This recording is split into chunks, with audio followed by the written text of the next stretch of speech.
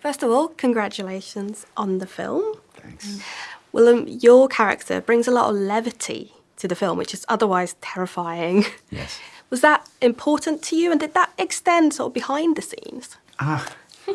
First of all, I wasn't necessarily aware of it. You know, you play the scenes, you love some of the dialogue, you're aware of a certain kind of ironies, and and that character is a little outside of everybody. He's kind of been pushed outside, he's kind of been rejected. Some people think he's a crank, but he's not trying to be funny, and he's not even aware. It's just, I think somewhere life tickles him because he's a curious person, and he's a person that investigates things and sees things differently than other people do.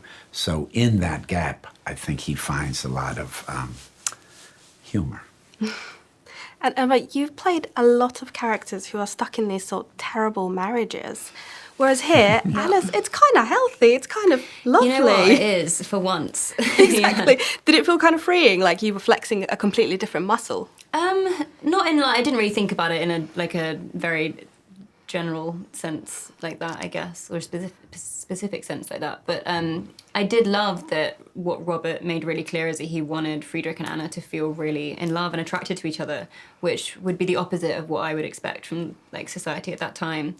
And he gave me this sort of character Bible at the beginning of the shoot, and it explained how Anna was brought up in a very religious family, and she feels constant like guilt or like torn between her attraction and her passion for her husband, but the ways that she's been brought up and what society expects of her. And I think overall with the film's attitudes and how it explores like sex and shame and love, I think that sort of folded in nicely. And how do you bring that forth when Anna's not the main character, Defoe? This is very much Ellen's story. So how do you work to bring all of those kind of subtext? I think sometimes just knowing it is enough. I think if you know it and you process it and digest it and it's rattling around there in the back of your mind, it sort of ends up coming through, you hope. Sometimes it's just enough to know it and it kind of can't not inform what happens, yeah.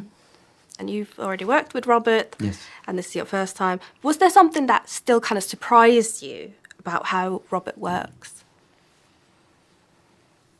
No, he's pretty much the same guy that I worked with the first time, but he's further down the line. Just his really devotion, his commitment, you know. He's really driven person. He's a very gentle person, and Very gentle. he's very sweet with people, but he's very concentrated. If he doesn't make this movie, he's going to die. Yeah. But he doesn't wear it on his sleeve. So I guess that's what's surprising. He's really a lovely guy, and that's not the reason to work with him. That's something that you just notice when you're working with him. But Yeah. really, he's amazing in his generosity and his passion. Yeah. He's an amazing combination of really gentle, like softly spoken, very But considered, hardcore. but hardcore. Because he's got to have it. Yeah, he's got to have, and he knows exactly what he wants, and he won't stop until he's got exactly what he wants from you. But he does it in a very thoughtful and composed and direct way. It's very interesting, rare combination, I'd say.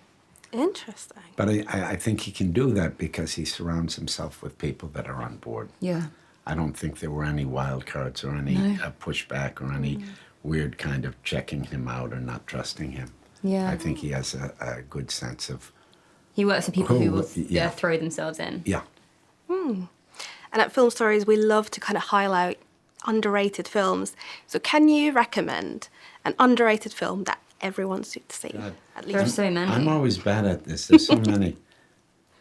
But I've almost made a campaign of giving shout out to Onibaba, the old Japanese horror film, because a lot of people don't know it, and I find it so beautiful and so strong. Yeah.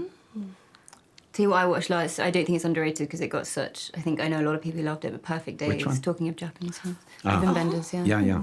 I loved that film so much. Interesting. Yeah. Well, again, congratulations on the film, and thank you very much.